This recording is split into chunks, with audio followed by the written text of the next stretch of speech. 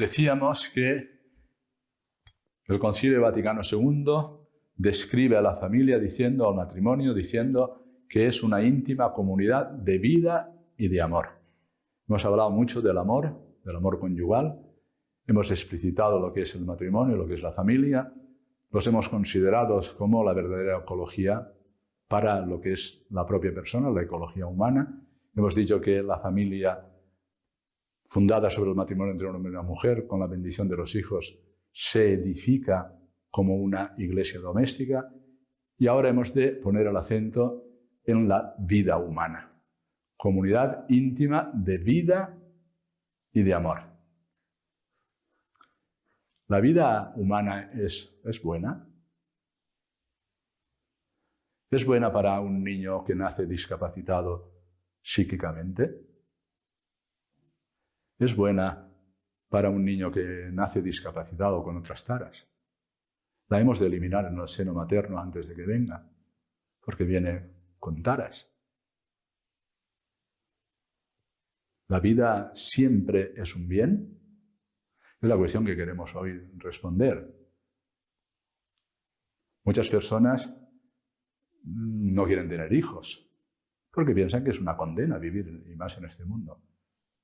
Tanto es así que, junto a los ataques a la familia que consideramos en la última intervención, pues una de las manifestaciones más evidentes de lo que significa una sociedad sin Dios, secularizada, con ingeniería social para disminuir la población mundial, es la escasa natalidad. Hay una mentalidad antivida que se ejerce no teniendo hijos. En España estamos en el 1,2, es decir, de natalidad por mujer. Es verdad que los flujos de migración palian un poquito lo que es esta situación, pero estamos en una mentalidad antivida que se ejerce no teniendo hijos. Porque en el fondo, he escuchado eso de varias personas, llamar a alguien a este mundo es hacer una injusticia. Es ponerle en una situación donde va a experimentar el sufrimiento, donde va a estar con circunstancias que son precarias y por tanto no se atreven a llamar a alguien a la vida. Bueno, pues la Iglesia nos dice que la vida es siempre un bien. No dice que es un bien, sino siempre es un bien. Quien más ha explicitado esta afirmación ha sido el Papa San Juan Pablo II en una de sus encíclicas que se titula precisamente así, El Evangelio de la vida. O sea que la vida es buena noticia también. No solo el amor conyugal, no solo el matrimonio, no solo la familia, sino la vida es buena noticia, es evangelio. ¿Y por qué es buena noticia la vida humana? ¿Y por qué la hemos de recibir siempre como un bien? Bueno, pues en primer lugar es porque el origen de la vida humana está en Dios. Es verdad que después del pecado sufrimos todas estas carencias, que puede venir un niño y una niña totalmente sanos, puede venir no sano, con enfermedades que sean verdaderamente una escuela de sufrimiento para él, para ella y para sus padres. Pero no podemos olvidar, la vida tiene su origen en Dios. Es Él quien crea. Lo hemos explicado ya varias veces. Son los padres quienes colaboran con Dios en el hecho que llamamos todavía procreación. El pro es el de los padres. La creación es de Dios. Por lo tanto, si la vida tiene un origen en Dios y hemos aprendido a lo largo de estas sesiones que hemos sido creados a imagen y semejanza de Dios, eso no puede dejar de ser un bien. No solo un bien, sino el máximo bien. No se puede ser más que persona. Pero todo lo demás es inferior a nosotros. El máximo en el orden de lo creado es ser persona. Por eso, cuando nos referimos a Dios, hablamos de Dios Padre, de Dios Hijo, de Dios Espíritu Santo. O sea, análogamente decimos que eso es un ser personal, que vive una comunión amorosa, Santísima Trinidad. Y a imagen y semejanza de esa comunión, viene alguien en este mundo que es llamado, y es llamado justamente desde el amor. Por tanto, la vida es siempre un bien porque tiene su origen en Dios. No sería suficiente, porque Dios hace las cosas mal. Fíjate cómo ha venido este niño, fíjate lo pobre que vive, fíjate las circunstancias que ha tenido a lo largo de su vida, fíjate el desastre que ha sido su familia, fíjate la pobreza, fíjate los movimientos sociales que a veces nos llevan a la guerra, a la confrontación de unos con otros. ¿Esto qué es? Verdaderamente la vida es justa. Podemos decir que hay justicia para todos los que viven en este mundo. La vida es siempre un bien porque tiene el origen en Dios, pero además, fijaos, una escena del Antiguo Testamento que es preciosa. Cuando iban a ser matados todos los inocentes, Cristo sale salvaguarda de todos ellos. Emigra a Egipto, pero Él es la respuesta para estos inocentes. Herodes los quiso matar. Y eso es verdaderamente un bien.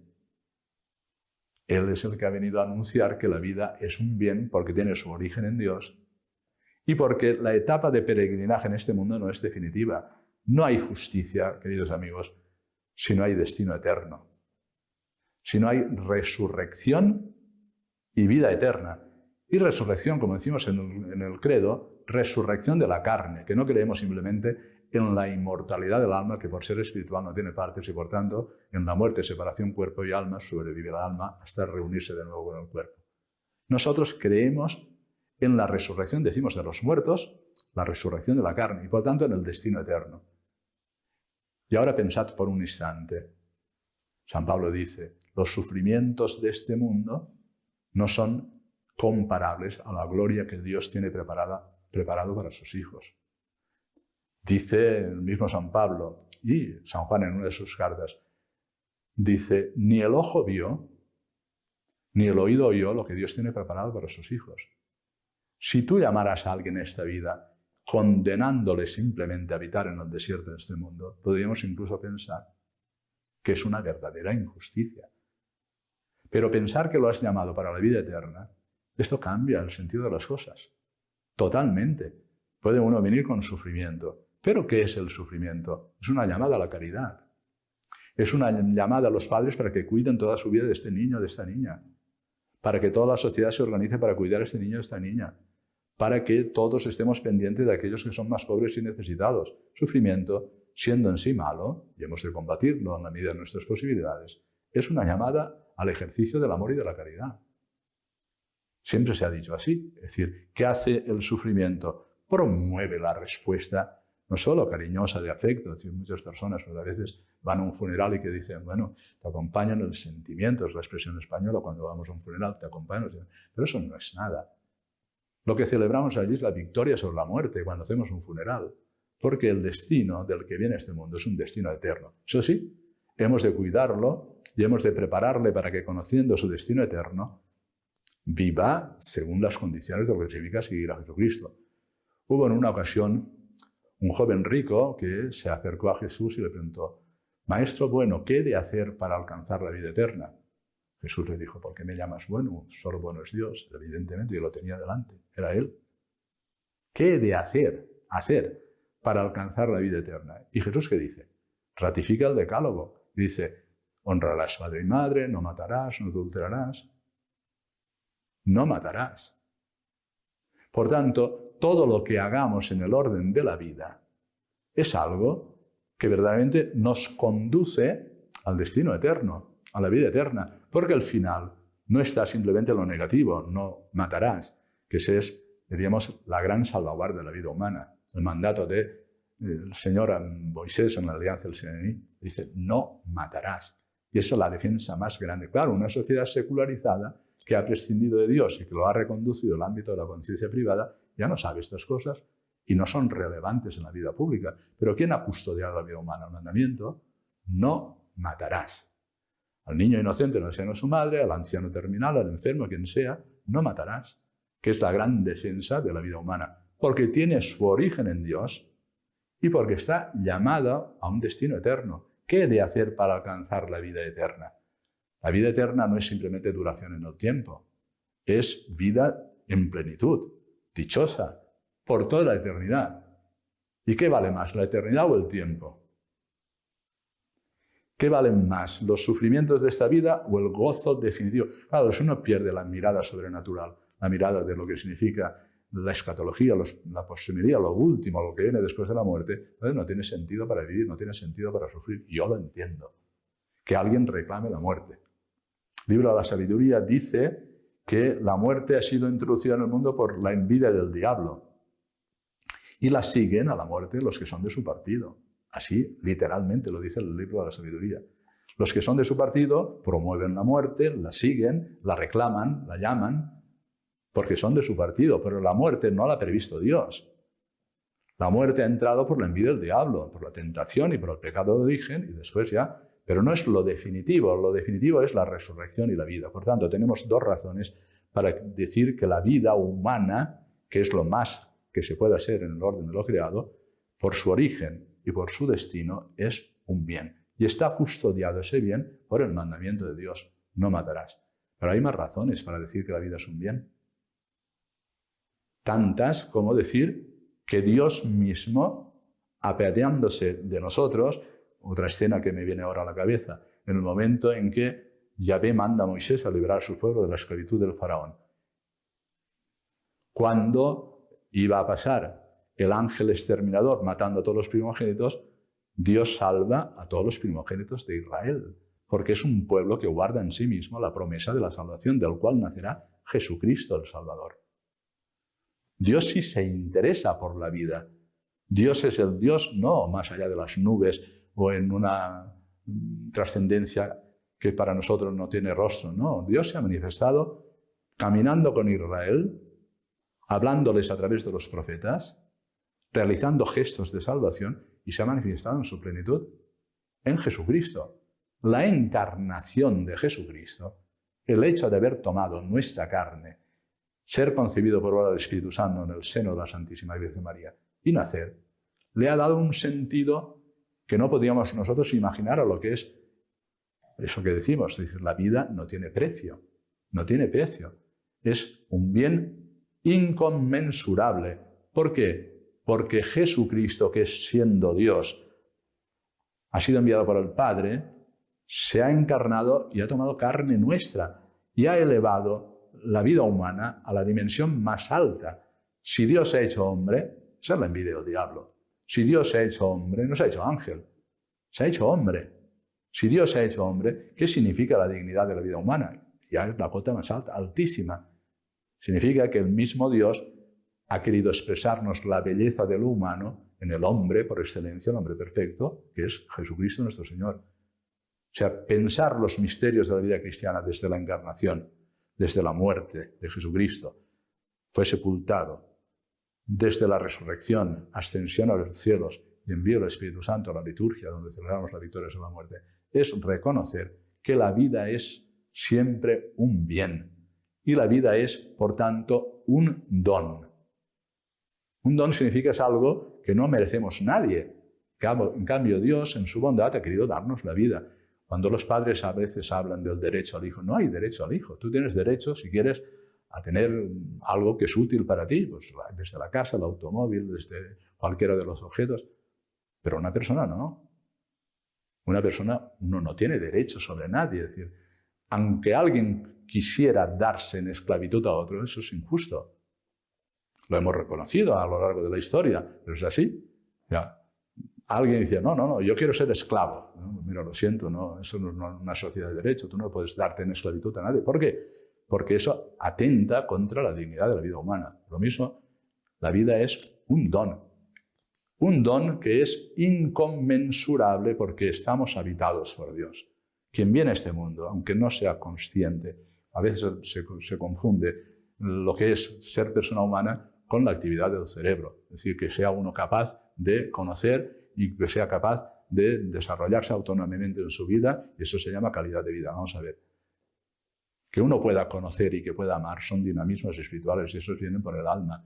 Y es Dios quien la infunde y hace un cuerpo unido al alma, inseparablemente unidos, es decir, hasta la muerte. De tal manera que todo lo que es capaz de llevarnos al conocimiento y al amor procede directamente de Dios y por tanto tiene una dignidad enorme. El cerebro es la base suficiente para que pueda darse una actividad de conocimiento, una actividad de libertad, pero es el soporte suficiente. Muchos, cuando buscaban el alma, buscaban, y vamos a ver si está en alguna parte del cerebro, si está en la glándula pineal. No, es el principio vital que organiza todo lo que es el organismo humano.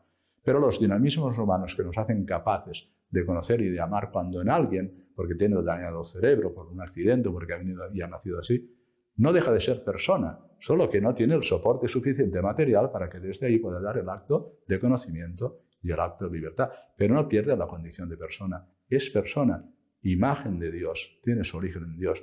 Es quien participa de una llamada a un destino eterno y es aquel que nada menos está protegido por la cercanía de Dios, que ha querido en su humanidad hacerse como nosotros y ejemplarizar lo que es la vida humana, para que siguiéndole a Él podamos alcanzar la vida eterna.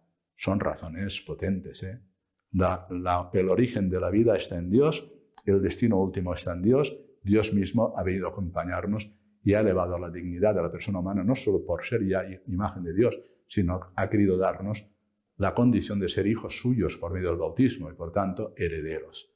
Son tres razones potentes. Por eso decimos que la vida humana, además de ser un don, es sagrada.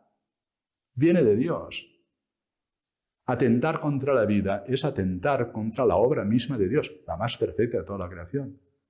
No matarás no significa simplemente, decir, bueno, es que estamos aquí destruyendo un conjunto de células que sean el origen, el embrión. Ya hablaremos de eso después.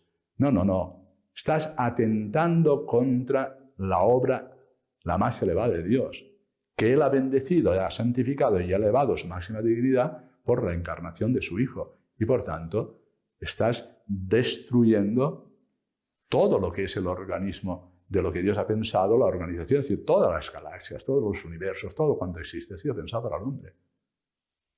Para que toda esta creación tenga voz humana que bendiga y alabe al Creador, que le dé gracias y que tenga un interlocutor que no lo tiene en los vegetales, que no lo tiene en los animales, que no lo tiene en los minerales, que no lo tiene en el planeta, que no lo tiene en la galaxia, que no, el sol, la luna, no, lo tiene en el hombre.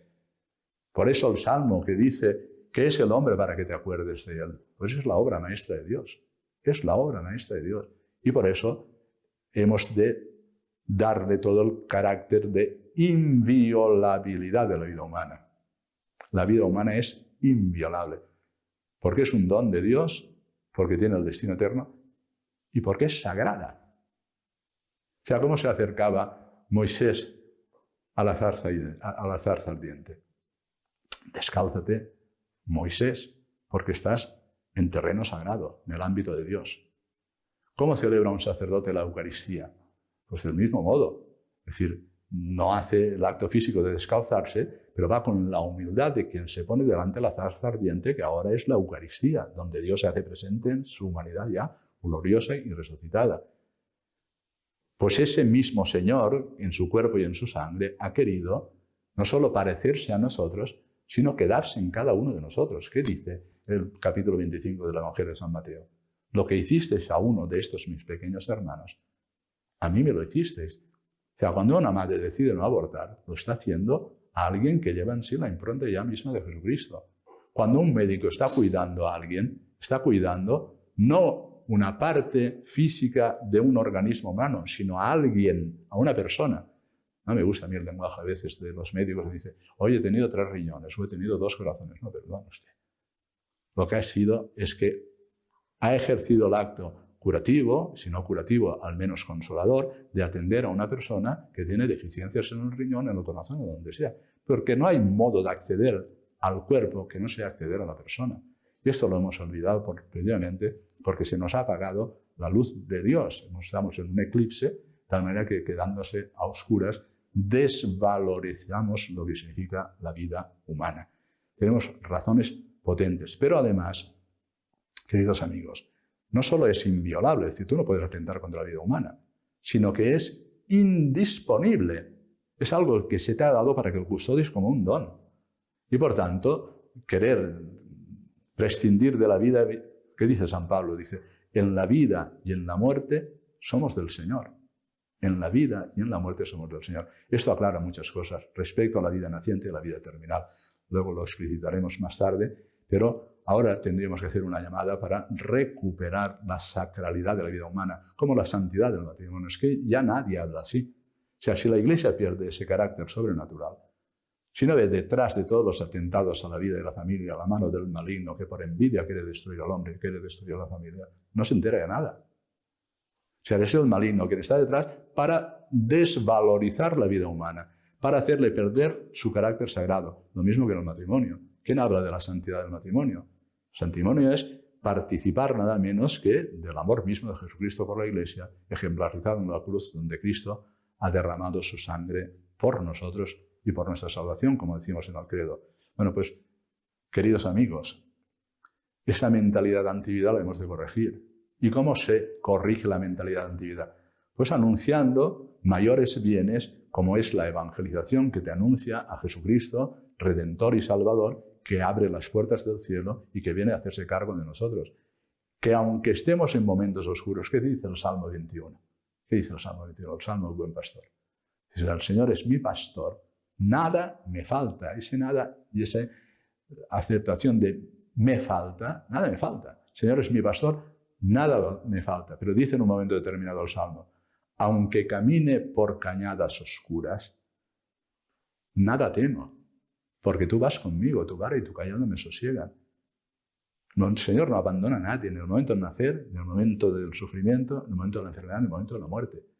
Aunque camine por cañadas oscuras, nada temo, porque tú vas conmigo. Privar a los enfermos del auxilio divino, de los sacramentos, es decir, no atender las necesidades espirituales de las personas, es un déficit cultural tremendo. Porque las personas no solo apagan su sed de infinito con las cosas de este mundo, no han nacido simplemente para habitar definitivamente aquí, saben que se van a morir.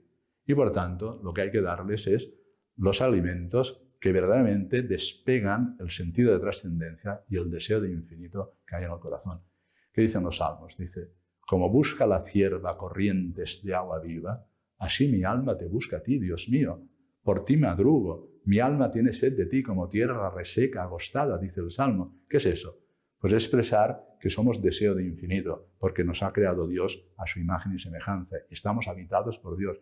Es más, somos templos del Espíritu Santo, por eso hay que bautizar cuanto antes a los niños. Y a los que vienen con ciertas deficiencias y pueden morir, tienen que recibir la gracia del bautismo. Y después hemos de entender que cuando celebramos una muerte, lo que estamos celebrando es la victoria sobre la muerte. También en esto la secularización ha hecho estragos. Nosotros como Jesucristo, ¿qué dice? Pues que murió por nosotros, fue sepultado y nosotros también. La inhumación ha sido la costumbre de la Iglesia Católica siempre. La inhumación bajo tierra o en el nicho. Es decir, ahora muchas personas, por distintas razones y circunstancias, algunas han sido verdaderamente por razones médicas, están con las cenizas y con la costumbre cristiana. Es reproducir lo mismo que se dio en Jesucristo en nosotros. Él murió y fue sepultado, y nosotros también. Porque cada cementerio, ¿qué es? Es un jardín donde se está esperando el grito de la resurrección. Cementerio no significa como tanatorio. Tanatorio significa thanatos, lugar de muerte. Cementerio es lugar y vergel de la vida, donde va a florecer la vida. ¿Por qué? Porque la vida tiene un destino eterno. Hoy nos hemos de acordar de todos aquellos que miran la vida con desagrado y recordarlos. Mira, que queremos que al menos aceptéis que nuestra visión, que no es propia porque nos la ha dado el Señor. Yo entiendo que muchas personas no quieran tener hijos o que puedan pensar que la vida es un sufrimiento y que están siempre con restricciones del corazón. Pero aquí hay alguien que es más fuerte que la vida, que es más fuerte que la muerte. Y es el Señor que ha resucitado y que nos ha hecho participar de su victoria por medio del bautismo. El bautismo nos incorpora al resucitado. Y lo que ha ocurrido en él ocurrirá en nosotros. Ese es el destino de todo cristiano. Ha sido incorporado al árbol de la vida y los frutos no serán de muerte, serán frutos de vida eterna. Maestro, ¿qué tengo que hacer para alcanzar la vida eterna? Y le recordó la segunda tabla de los mandamientos de la ley de Dios. Honrarás a padre y madre, no matarás, etcétera, etcétera. Bueno, pues en ese mandato, que al final es un don, nosotros queremos apreciar la vida humana, queremos reconocer la sacralidad de la vida humana, queremos reafirmar la inviolabilidad de la vida humana y pronunciar con toda la fuerza de nuestro corazón la indisponibilidad de la vida. En la vida y en la muerte somos del Señor. Y el Señor es mi pastor, nada me falta. Que el Señor os bendiga a todos, como yo os bendigo ahora, en el nombre del Padre, del Hijo y del Espíritu Santo. Amén.